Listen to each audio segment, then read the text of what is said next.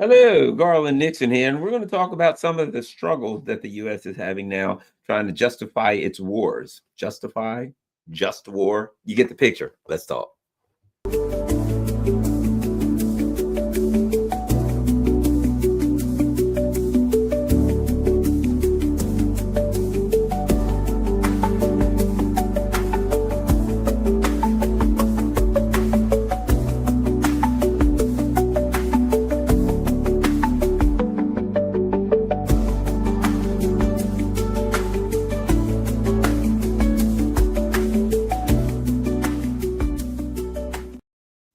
Hello, Garland Nixon here. Wow, the camera can't. I'm like rubbing my nose or something, and the camera comes right back on. By the way, for those people who don't know, that's something I do. It's I got all of these tics. I have Tourette syndrome, so I often do a lot of like body movements. I'm like to this.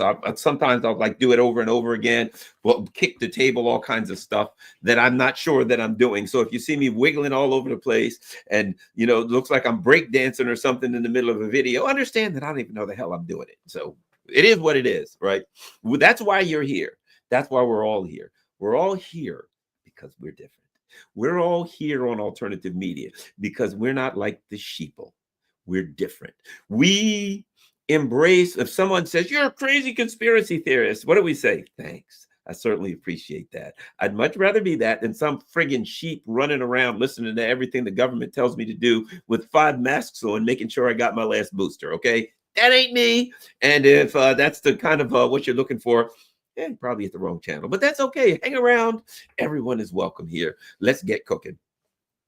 Now, I particularly wanted to talk about this issue that has to be applied. One of the things I like to try to get to is, as a person who considers myself at heart a philosopher, and a lot of us, and I say in our community, consider ourselves kind of like philosophically minded people. Why? Because we are not satisfied with superficial answers to complicated questions. We want nuanced answers. We want in-depth answers. We want to know what the hell's going on. Don't tell us do this because it's science. Do this because the government says it's good. Your party says it's good. Israel says it's good. Everybody says it's good. We don't hear that bull crap. We're people who must be convinced. And justifiably so, because the people that are trying to convince us to do things are the people that have been lying to us their entire lives. And we ain't into that. So let's get going. One of the things that took me down the path of discussing a just war is this here book right here. And the name of the book, interesting. Can you see it? Can you see it? Oh, it's backwards. You get the point. People's War, People's Army, the Viet Cong Insurrection Manual for Underdeveloped Countries by General Vo Nguyen Giap. He's the guy who was the European general, Vietnamese general who directed the Vietnamese military when they defeated the French. Okay. And he discussed how an underdeveloped country, how a poor country with a little bit of assistance from his friends, right, can defeat a big power, right? And one of the things that struck me as interesting is, and because it's kind of philosophical, and he said, number one, you got to have a just cause. Now, in Vietnam, their just cause was, we have been occupied by the French for a long time, and the French have been stealing our stuff. They occupied us so they can kind of enslave us, and they can steal our natural resources, and we ain't down with that. We want our stuff. We want an opportunity to grow as a country on our own, to enjoy the fruits of our own labor, all of those kinds of things that they argue for in the Western countries, and then they come steal our stuff. So we ain't for that. So what does that mean? Well, it means this. The leadership felt that they had a just cause, and they felt as though the people, if you're going to be fighting someone more powerful than you need unity, and the people need to feel that it is a just cause, right? Okay, that is powerful and important, because if you look at what's happening in Gaza and you're like, wow, these Hamas people and these other group, that was it PFLP, something for the liberation of Palestine or whatever, and all of these other many groups that are fighting with little food, with little weapons, against unbelievable odds, crawling in and out of tunnels. Literally, you see these videos that some guy comes out of a tunnel, runs in flip-flops down to some tank, heaves a bomb under it with his own hands. It's unbelievable that he doesn't get cut down by machine gun fire, and then runs back to his tunnel and blows the tank up, right? That takes some dedication. You must believe that you are fighting for a just cause to do that stuff. Now, the Israelis, they're inside of tanks and they're firing out and they're machine gunning civilians. You don't, to machine gun children, to set food out as bait, so that when people come to get the bait and you machine gun unarmed people who are starving, first of all, you don't need to motivate people to that. They just need to be completely insane and fascist. And number two, that's not a just cause. And so there's no creating the idea that that's a just cause. You just do it because you have more power than others, right? Okay. Let's get to the US and why this is important. Why do you think it is that, and foreign policy people knew this, and people that follow a lot of foreign policy know this. America, starts some friggin' war. We invade whatever country, right? And then get caught up in it, Iraq or whatever. And then what do we start off with? What do you have to do? You have to convince the American people that it's a just cause. How do you do that? Weapons of mass destruction, they'll use them to kill us. It's a just cause. They're developing nukes. They're going to throw them at us. It's a just cause. I'm starting this war, but it's just because I have to protect you. Terrorism, we're going in Afghanistan, a just cause. I have to protect people in the world from terrorism, right? The leader of that country is a dictator. I now have a just cause. I'm protecting the people of the country. Now I got all kind of just causes. Well, I'm protecting you from nukes, from the weapons of mass destruction that Iraq has, they'll use against us. And by the way, I'm protecting the people from of Iraq from their evil dictator lead. See what I mean? I got a lot of just causes. Now, one thing I'll say about that, whenever somebody gives you multiple excuses for something, it's none of them. Okay, if the guy says to his girlfriend, and they confirm that she loves him and they got a great relationship, and they're thinking about tying a knot one of these days, but he calls her over on a given Monday and says, "Hey, why don't I stop by this evening?" She says, "Well, I gotta wash my hair, so maybe this isn't a good evening." And he's like, "I'd love to help you wash your hair. I'm good at that." And she goes, "Oh, and the exterminator just came by, and it's a little smelly in here. I'm going to probably go over to my mother's house. Oh, your mother, we get along. Your mother wanted me to paint those cabinets. I'll come over there with you." And no matter, and then, oh, yeah. And she says, and plus, I got a cramp in my leg. And she's given him 10 different reasons why. Doesn't mean she doesn't love him. Doesn't mean she wants him gone. Maybe it's the wrong time of the month and she's got cramps and she just doesn't want to deal with anybody because she's got cramps, and she loves him. She doesn't want to tell him, "I don't want you to come over because I got cramps and I feel like crap. And I just want to lay here and be miserable and take some Advil." That may be what her plan is, but she don't want to hurt his feelings, right? When somebody gives you more than one reason for something, it's none of them. "Oh, I don't want to do this for this reason." Okay, well, what about that? "Okay, for that reason." "Oh, no, this reason." And they got more reasons. So when the U.S. empire says we're going to do it, "Oh, yes, we've got to do it to save you from terrorism." Okay.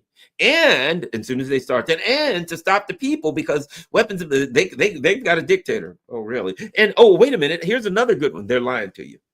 They're lying to you.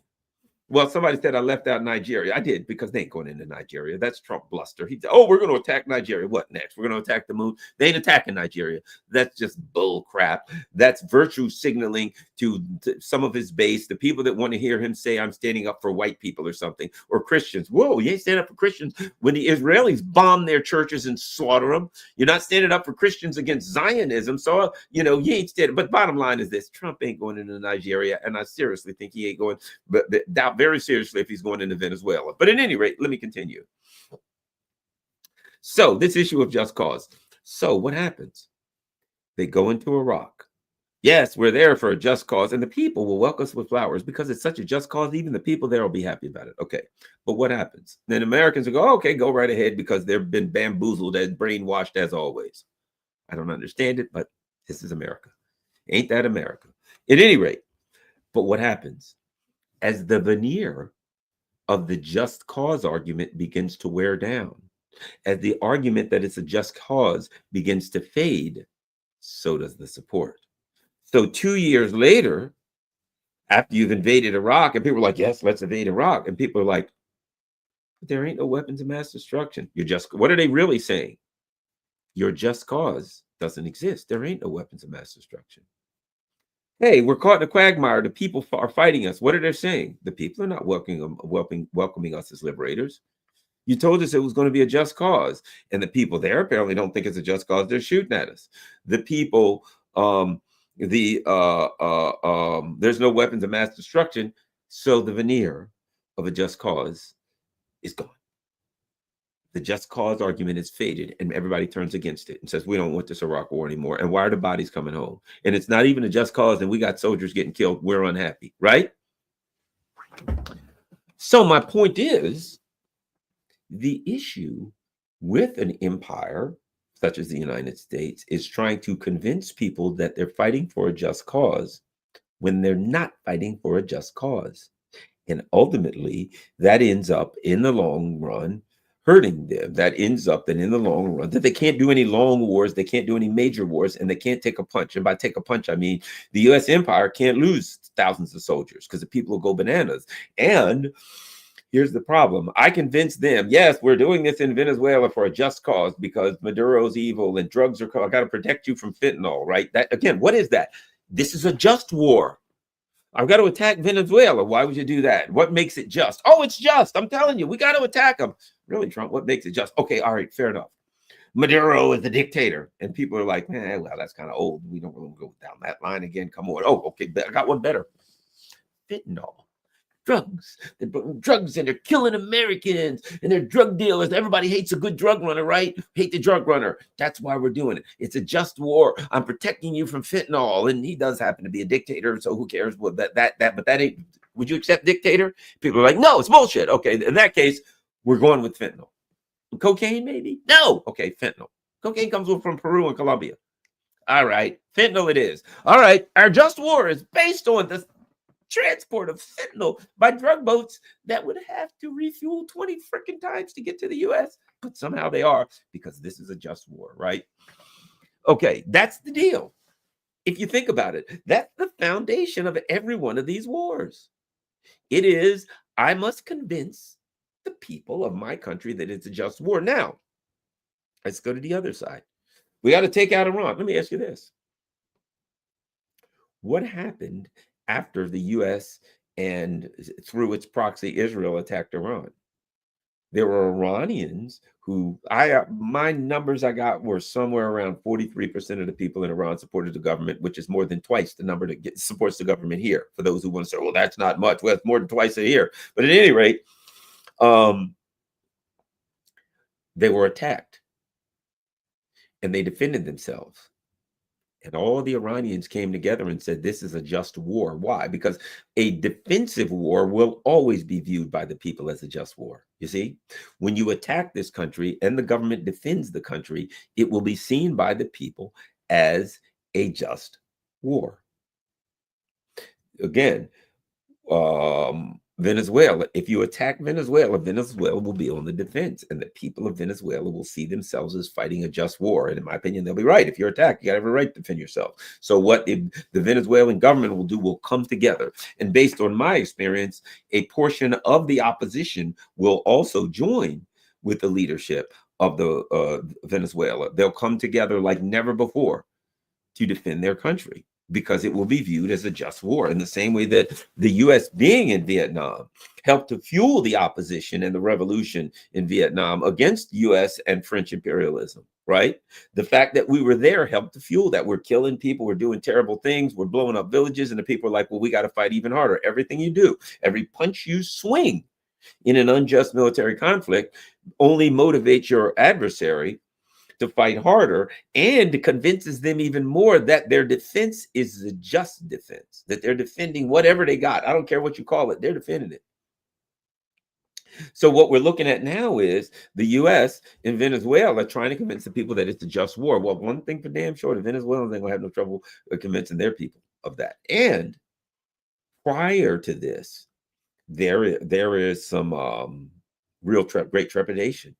There are rumors of Russian planes landing with who knows what. There are Russian members of their Duma, which is their Congress, Parliament, whatever you want to call it, excuse me, that are saying like, hey, we can help Venezuela if we want to. We can, they're a friend of ours and we should help them. Now, whether they are or not, I don't know, but there are rumors of Venezuela getting some help from their friends. We don't know. And that means that the US military doesn't know either. And maybe they do, I don't know, but whatever the case may be, it appears to me there is some reticence that we had some general quit, and it was pretty clear that it was over this whole so-called fake drug boat and the rest of this stuff. He quit over that. We've got more and more people in the United States asking questions. We've got some of the MAGA people who are saying, you know what? I didn't vote for this. I don't want another war. Screw this. Now, there's an element in MAGA that'll go along with anything Trump says, but there's an element of in every party. The people, yes, we've got to run Kamala again. Ooh, girl, she's the queen. You know what I mean? There's always people. There's always going to be a cult of personality. But I think MAGA is having its, shall we say, its breakups right now over Israel, which is a very, very interesting dynamic. But at any rate, again, the concept of a just war. If we are in Israel fighting, is it for a just reason? And just is two things, right? I think there are two issues. Number one, is the cause just? But number two, and this is important if it's a country, is our cause worth making sacrifices for? And again, that goes back to the foundation of a just war, because if the war is just, then if we're in a war, we got to make sacrifices as a country, and we don't want to make sacrifices unless there's a reason to, right? And when it comes to Israel, there's two questions, and that is, number one, are we fighting a just war on behalf of Israel? Number two, WIIFM, what's in it for me? If I'm fighting over there for country X and my money's going to country X and all that, WIIFM, what's in it for me? When these people say we've got to protect Israel, we got to stand up for Israel, there's an element in the United States that says, I hear you, but what's in it for me? Why? Why Israel as opposed to any other country? If some country calls and says, hey, can you help me?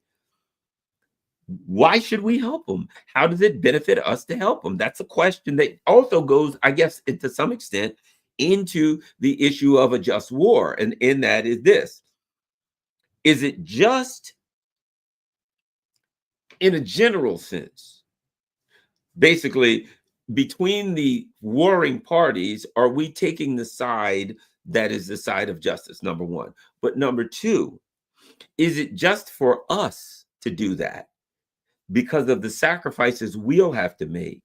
Is it worth it for us to make these both physical, maybe we could lose the lives of some of our people, and economic sacrifices and all the sacrifices? Why should we do it? Is it just? Does it make sense for us to do that? Should we be focusing energy on our things that are our benefit, whatever, national security advantage, or, security period? How's that help us to go over there? In fact, if we're over there getting in fights and then somebody blows up a couple of our buildings or attacks us, or we get some kind of a economic disadvantage or a problem as a result of that war that we had no business being in, then it's not only not just for us, it's unjust for us, for the American working people. Okay? So what we're dealing with now is, as the monster bares its teeth and gets more, what's the word I'm looking for? The U.S. empire is getting more open about their devious and diabolical deeds. They're just saying, well, we can overthrow, Venezuela, we can overthrow Venezuela. They're weak. Let's take Venezuela. Oh, what about this country? Nigeria, we can attack them because they can't stop us from attacking them. We don't like what they're doing. Like any country that's doing something that we don't like what they're doing, we can just attack them. Now, here's a reality that affects the governments. They can do propaganda, but their governments to follow, their ability to follow through. And this is important. Will the U.S. attack Venezuela? Well, if they do, it's going to be to no avail for this reason. You can't take a country without a land army. The United States does not have a land army anymore. If they ever had one, I don't know, but they sure as hell ain't got one now. We don't have a land army. Let me tell you something. They're like, we got 4,000 Marines and a total of on ships, and then 16,000 soldiers in Puerto Rico or wherever the hell they are, right? Okay, let's just instead of saying I'm not sure if the 16,000 includes the 4,500 Marines on the ships or not, but here's the bottom line. Number one, got a country the size of Germany and France combined, 3 times the size of Venezuela. I mean, excuse me, of Vietnam, right? In Venezuela, 16,000 soldiers, or give you those 4,500 more, 20,000 soldiers is not a land army.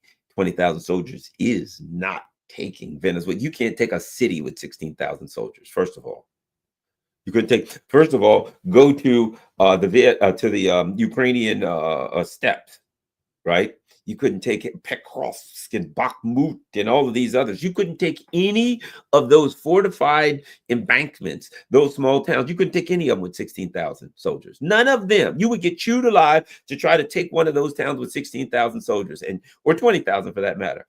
And I'm supposed to believe you're going to take an entire country with 20,000 soldiers? Yeah, good luck with that. So now you have people who are questioning whether it's just before you go in, which people are all like on both sides of the aisle saying this doesn't make a lot of sense. You got people pushing back before you even start. And if you go in there, and as I suspect, also those will get cut to pieces, cut to ribbons. What are they going to go into the freaking jungles? And there are mountains of trundling up and down the sides of mountains through the jungles. You better not get on the roads. I've been on those roads. You do not want to be on these roads going through the hills and mountains everywhere. You can get chewed alive. People are going to be sitting up on the hills waiting for you. It's one big kill zone. So to send 20,000 soldiers into, what happens if they get cut to ribbons? Then what are you going to do? Fly some F-35s over? So what? Some of those could get shot down. What happens? What are you going to bomb? I mean, what do you got? 20, 30 planes? How's that going to, I don't know. Let's say you got 40 planes. 40 planes for a country that size? Ain't going to get it done. 8 or 9 ships for a country that size ain't going to get it done. See, people are saying they have this armada and this giant. No, they don't. They got 20,000 soldiers max and 8, 9 ships and let's say 30 planes for a gigantic country. Head on in there if you want to. They got, before this, they had 2 million citizens. I think there's like 100,000 or so in their military, and like 2 million of their citizens who are who are armed, ready to fight. You're going in there if you want to. You ain't coming back out alive. And that would be it for Trump, because again, what is the title of this video? What are we talking about? Just wars. So now you have to create a series of just wars. What about Gaza? You're killing children. Yeah, it's just because Israel has a right to defend themselves for terrorism. So now that's falling through, though. Nobody believes that's just. What about Ukraine? Yes, they were attacked for no reason whatsoever. The Russians just woke up one day and said, oh, Ukraine is a thriving democracy on our border. And we're mean. We don't like thriving democracies on our border. Let's attack them. Well, who believes that? Only the schmucks, a bunch of friggin' Democrats and liberals running around. Most of the Republicans don't even believe it anymore. So most people have come to the conclusion that they're being had, they're being took, hoodwinked, lied to, bamboozled, led astray. Come on, after COVID, and you still believe these people when they hand you that just war crap? How stupid do you have to be? Well, I think fewer people are that stupid. So now what we have is this. In order to win a war, Americans can't win a war. People talk about that. We lose. Ever since World War II, which quite frankly, most of it was won by Russia. The Russians lost 27 million. The Chinese lost 20 million. Okay, so really who won the war? I think, what is it? Somewhere around 84% of all German soldiers that were killed in the European were killed by the Russians, the Red Army. So, to say that we won the war, how about we go with this? The United States was part of a coalition that won the war. Let's be nice, okay? But the U.S. didn't win the war. We were part of a coalition, and that coalition won the war. The U.S. did some really heavy lifting in the South Pacific. Fair enough. The U.S. did some heavy lifting at home when it came to industrial output. Fair enough. But then even when you get into what the war was about, the U.S. and England funded the Nazis and helped them build the war machine so they could go attack the Soviet Union in the first place. And their mad dog got out of control, and then they had to fight it. But but it wasn't hard for them to convince the world or the people in America that they were fighting a just war because they were fighting the Nazis and because they were invading country after country. And so it seemed it was fairly easy. And you could make the argument that it was a just war if you're fighting against fascism. But to some extent, fascism was fighting fascism. And when these fascist regimes in Spain, in Italy, in Germany died, the United States and the Brits and others, the Italians, some others, these governments helped to get a lot of Nazis out of the country. They said they helped them get into Argentina and South America, and a lot of them came to the United States and Canada. So, to argue that it was just and you're standing up against fascism, when in fact you created that monster. It was COVID. You know what I mean? Oh, we're here to protect you from COVID. Well, how was COVID created? Oh, we created it. Now we're going to protect you from it. The arsonist is the fireman, right? They created this Nazis. They funded and created a Nazi war machine to attack the Russians. The Russians beat their end. And they won against a small portion, 20% of the army. The Allies won against it. And then they said, we defeated Nazis and fascism. You didn't defeat fascism. The Nazis lost the war and won the peace, right? You joined with them. Why is there a bunch of Nazi generals running friggin' NATO 15 years after the war was over? How about that? But at any rate, whatever the case may be, and that's actual literally happened. But at any rate, so now you had the Korean War, which was unjust. You had Vietnam, and I could go on and on. The United States has overthrown governments, attacked people. See, a lot of things, times what the U.S. does is they overthrow a government, they do assassinations. Don't know why, because then they don't have to create the concept of a just war at home because the people aren't sacrificing. And then, of course, they can do, I forgot there is a Spanish saying, and I forgot how it is in Spanish, but here's what it means. You throw the rock, you hide your hand. In other words, you do a dirty deed and then you pretend like you didn't do it. Well, the U.S. could do that. They could overthrow a country. They could assassinate somebody. They could put in a puppet government and say, we didn't do that.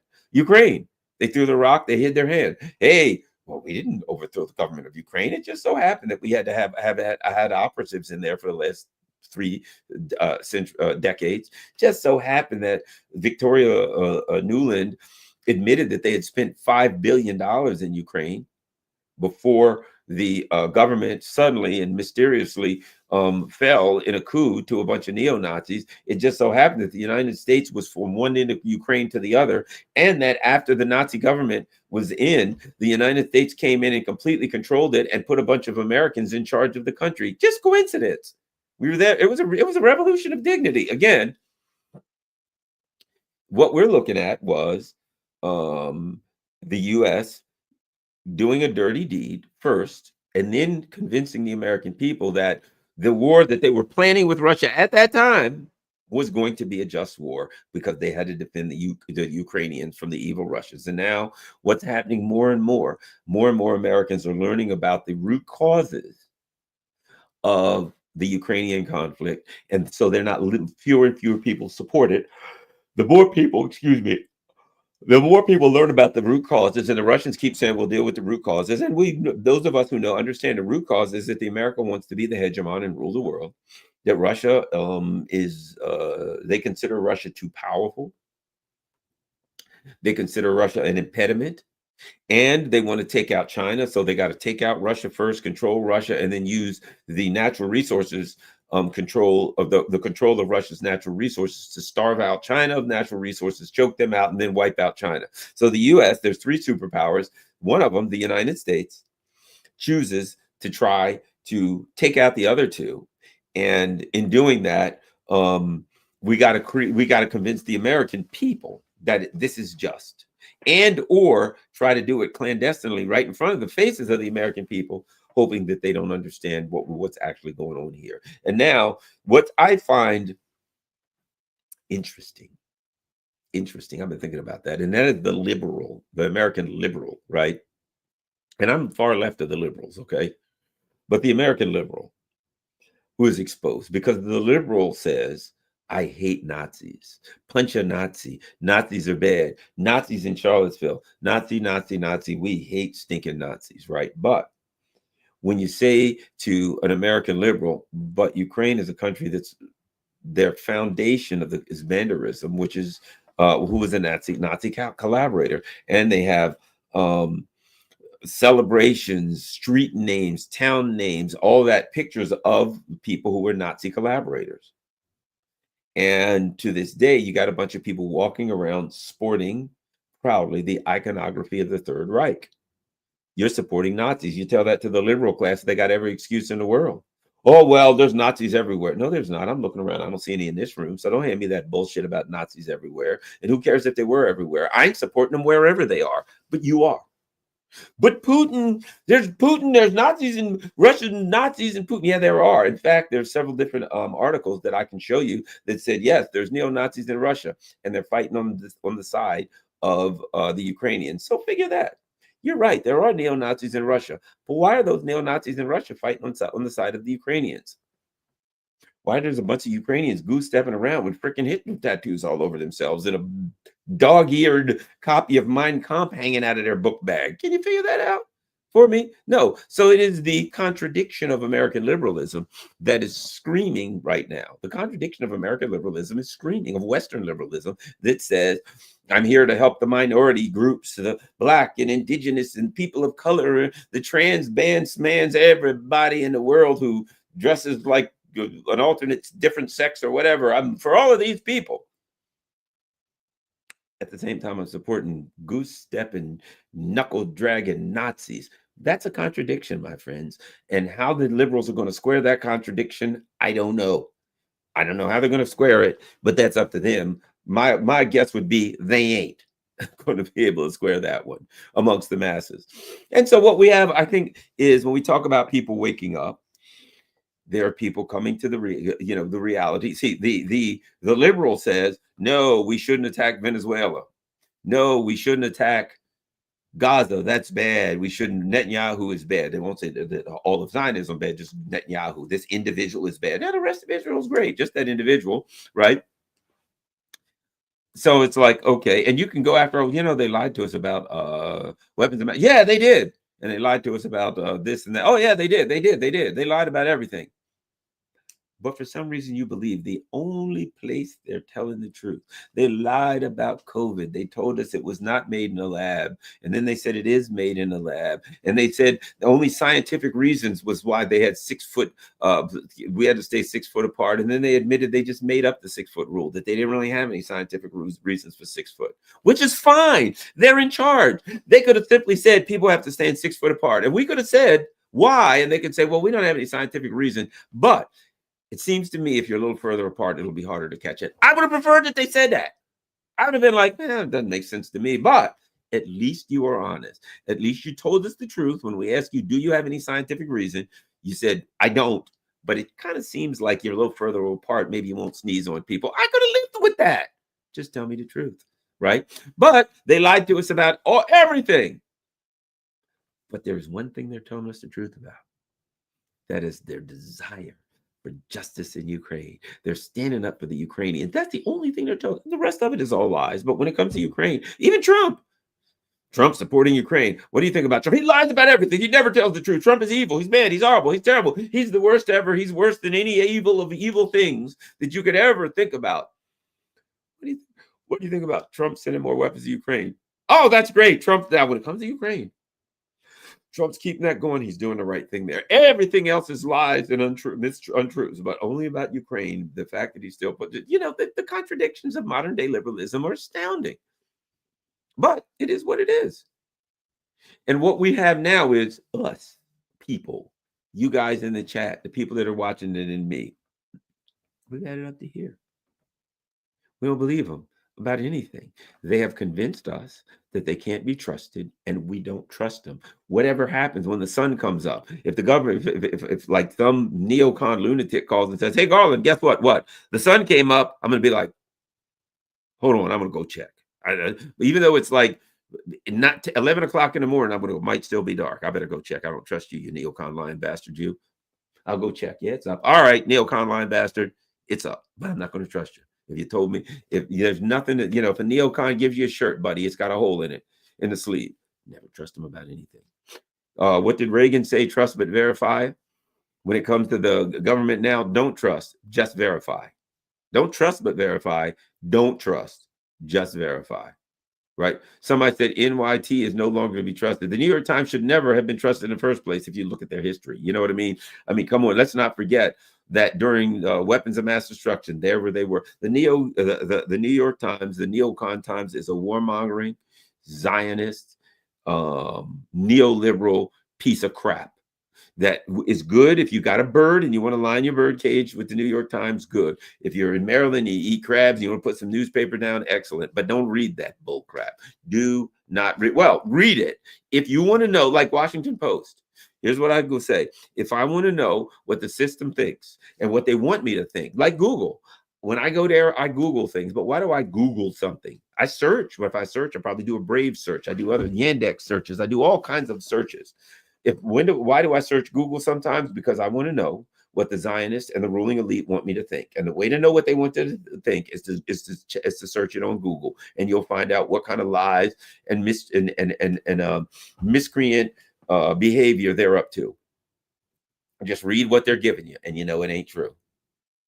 And I think that one of the things they're having right now with Venezuela, the American people are asking questions. There's some are saying this ain't what we voted for. Some are saying, I don't believe your drug boat crap, which means this ain't a just war. So we're not behind it. So I think one of the things that's happening is Trump wanted to just go steal the oil. Clearly, that's what this was about. Come on, let's be honest about it. But I think that there is an element in the Trump administration, and I think maybe a Tulsi Gabbard type, that are just saying,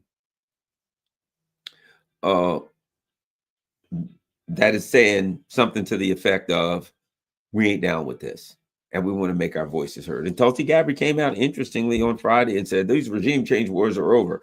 Trump isn't doing that anymore. And, it was either one, to me, it was one of two things. It was Tulsi Gabbard saying, my faction of the Trump administration is opposed to this. And hey, man, you might have a fight on your hands if you try to do that. We may resign. Anything bad might happen. That's a possibility. Another possibility is that it was Trump having, when I say Trump, I mean the collective Trump. I mean the people who are planning on attacking Venezuela could have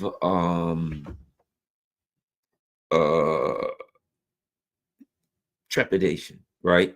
So when Tulsi Gabbard comes out and says, oh, we're not doing that. Now, I'm not taking that as this is what Tulsi Gabbard said, that it's true or false. I'm not taking this as this is what the Trump administration said, that therefore it's true or false. I'm taking this as what can, me as a analyst, what do I get of that? Knowing that I don't trust these bastards as far as I can throw them, none of them, right? So on the same day that Trump says, they say, oh, so you're going to attack Iran? No, excuse me. If Venezuela says, no, that's not true.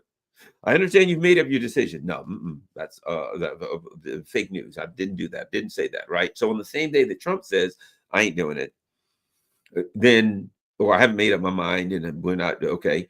And Tulsi Gabbard says, oh, no, that regime change stuff is over. In light of the fact that 2 days before that, Trump said it'll be land attacks too, right? So what does that mean? Trump says land attacks. So it's like, I've given the green light, we're going to attack Venezuela. 2 to 3 days later, he says, no, that decision hasn't been made. But a couple days before, he did say it had been made. And then Tulsi Gabbard comes out and says, we ain't doing a regime change. Now, as I said, forget whether they're telling the truth or not. I don't trust any of them. What can I pick up? There's a series of things have happened. What can I pick up from those series of things? Something changed between Tuesday and Friday. Some conversations, something changed because Trump went from, we're definitely going to do it, the land attacks are coming through, to no. That decision hasn't been made. Were there arguments amongst them? Was there fear? Did they get a report from the Pentagon that says, if we do it, it could go bad? Or that's certainly an option. Could it be just a lie? Well, we're going to lie. and we're going to mislead the Venezuelans so we can then attack them when they're looking the other way. All those things are possible. All of those things are possible. But what I'm not going to do is simply say, I believe Trump or I don't believe Trump. I believe Tulsi or I don't believe Tulsi. No, I don't believe any of them. It is, how can I analyze the things that they have said and create a context based on what was said a few days before, what was said now, who said it, what are the circumstances, and I put all of those things together and I say, it'd be a real bad move for Trump to attack Venezuela and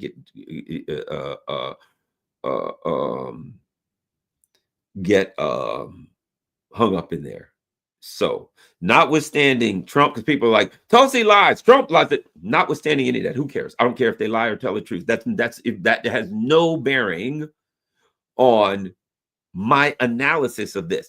Whether or not Trump lies all the time and Tulsi lies all the time, I still need to analyze something. I still need a data set, and I have a data set. The data set is Trump says this Monday or Tuesday. Trump and Tulsi say this on Friday. That's the data set I got. We haven't attacked. What data set do I have? Something's going on. Here's what we know for sure. The rhetoric changed from people in the Trump administration.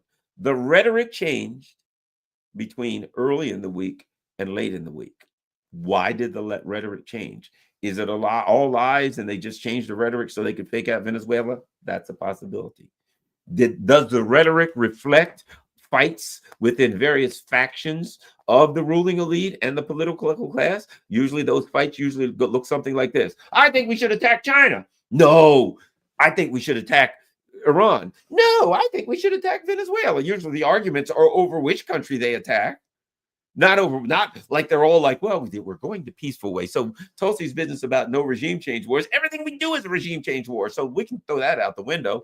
But I believe that it was directed towards Venezuela in the context of what was going on that day. That comment was directed towards Venezuela. What it means, I'm trying to analyze it. I would recommend that you try to analyze it and see what the change in rhetoric and adjustment in rhetoric means, because I'm not 100% sure, but I'm just trying to figure it out. That's all I'm trying to do. And I'm not going to get hung up on Trump's a liar, Tulsi's a liar, Trump is this, Tulsi is this. I'm not going to get hung up in the politics of personality, because no matter what happens, I still need to analyze this. And what data do I have? How can I utilize that data to try to figure out what's going on? And then as something different happens, try to figure out. Personally, my position has been they may attack Venezuela. It's possible, but I don't think so now. I don't think so. It's possible. And I ain't saying I'm right. Could be wrong. But I don't think so. I think that maybe the voices that are opposed to the attack on Venezuela are loud enough to slow it up. And not just the voices, in concert with the realization that an attack on Venezuela is a hell of a commitment. I'll put it to you like this. I walk into a bar and there's a guy there who's a tough guy. He's a motorcycle guy and he's a strong guy, looks like he lifts weights and all that, right?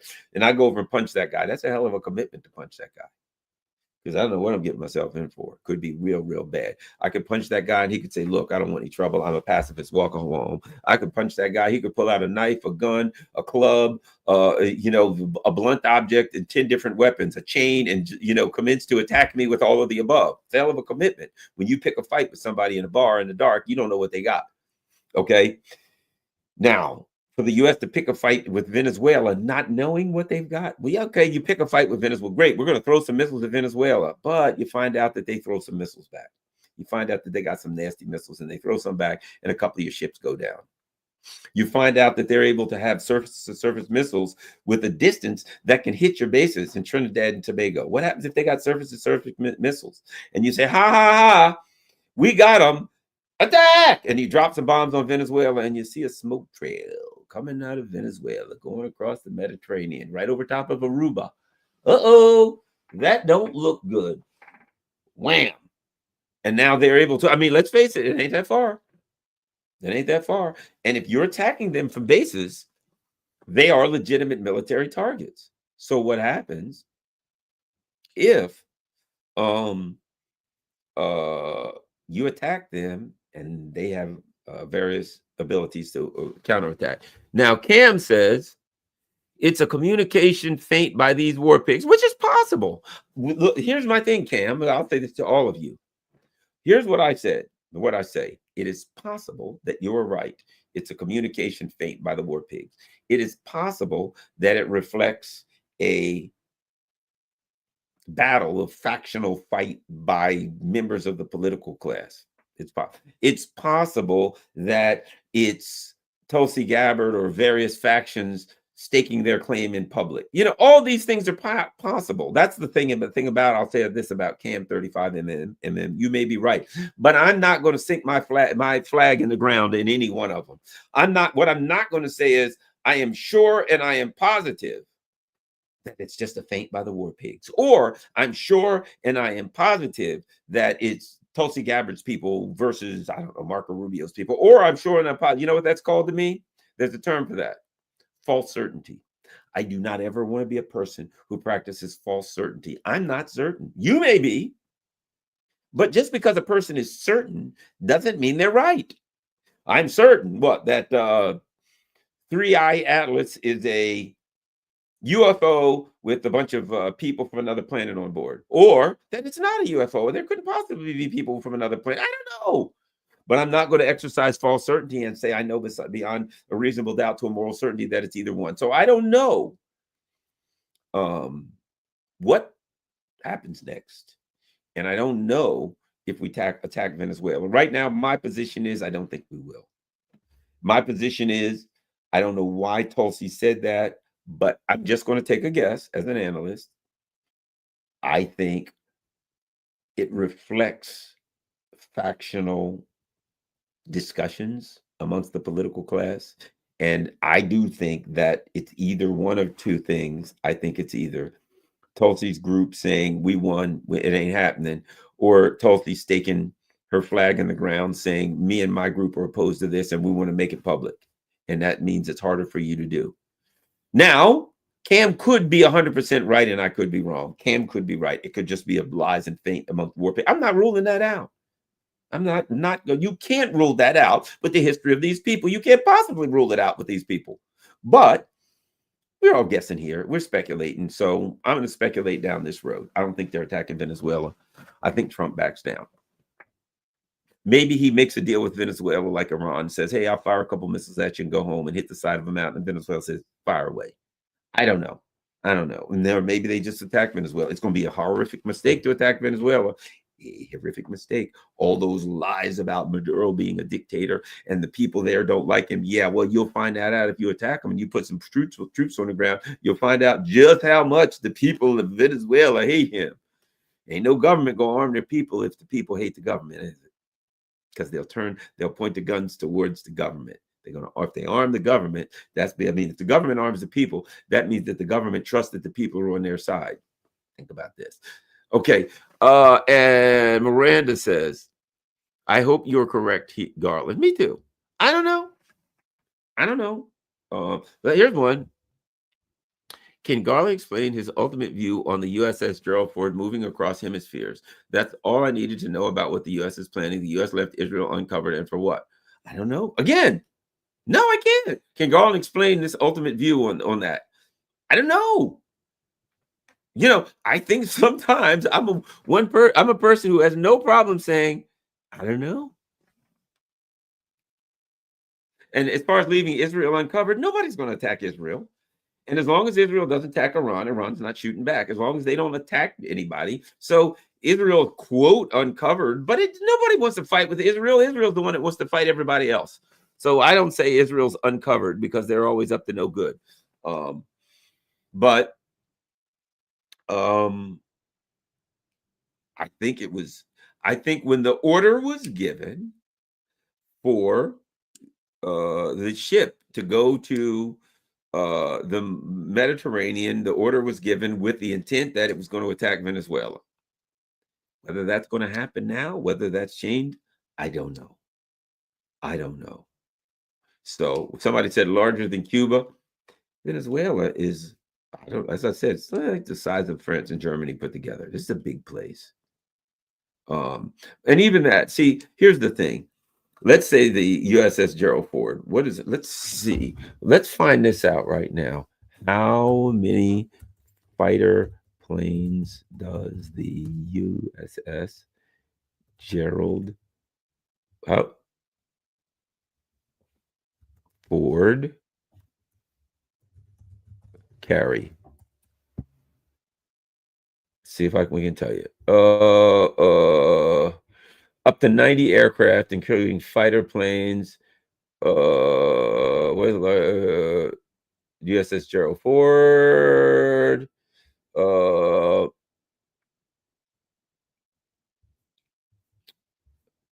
So dozens of fighter planes. That's what it says, dozens, because they carry a lot of different kind of things. About 4,500 soldiers.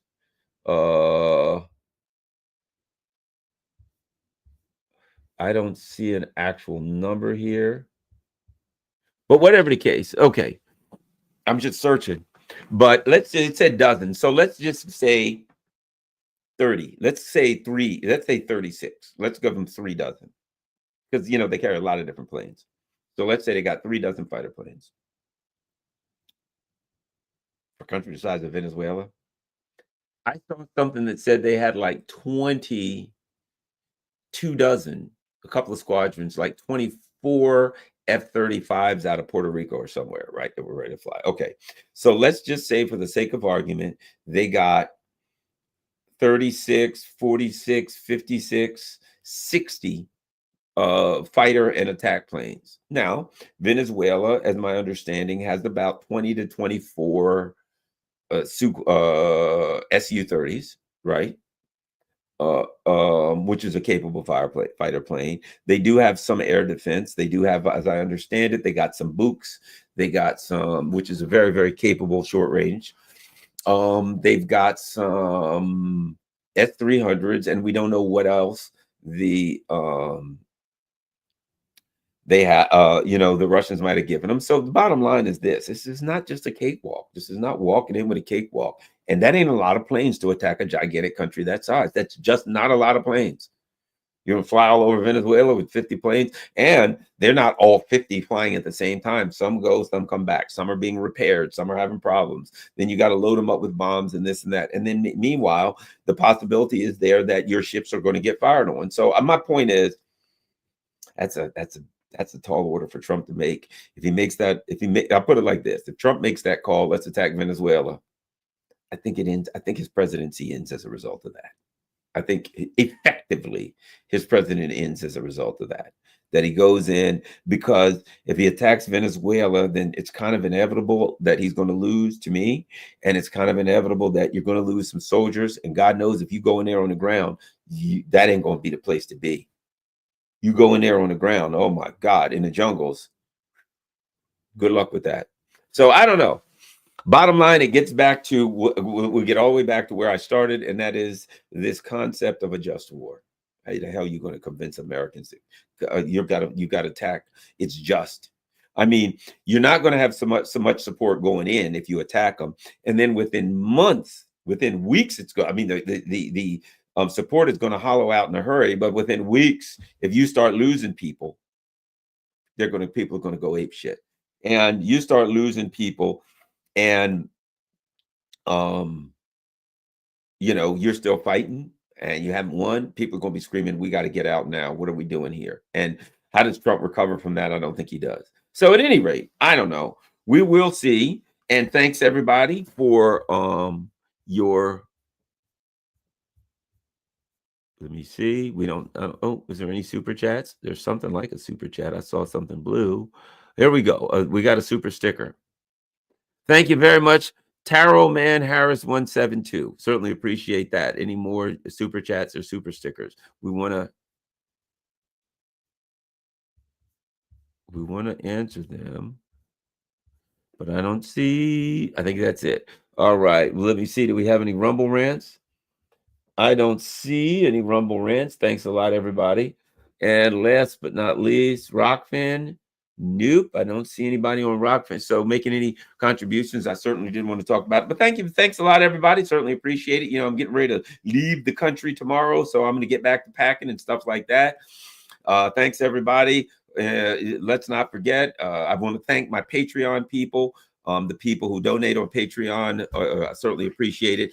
PayPal, buy me a coffee. The people who do that, I certainly couldn't keep this thing going. It could not go to Russia if it wasn't for the people donating, Cash App, etc. And of course, there's my P.O. Box, P.O. Box 32, Glen Burnie, Maryland. For those who want to send something snail mail, whether it's a letter or a book or a donation, there you go. P.O. Box 32. All you got to do is watch this and just hit pause when you see the P.O. Box going there and send whatever you want to send. Thanks a lot, everybody. Have a wonderful day. Share this on all your social media platforms. I'm out.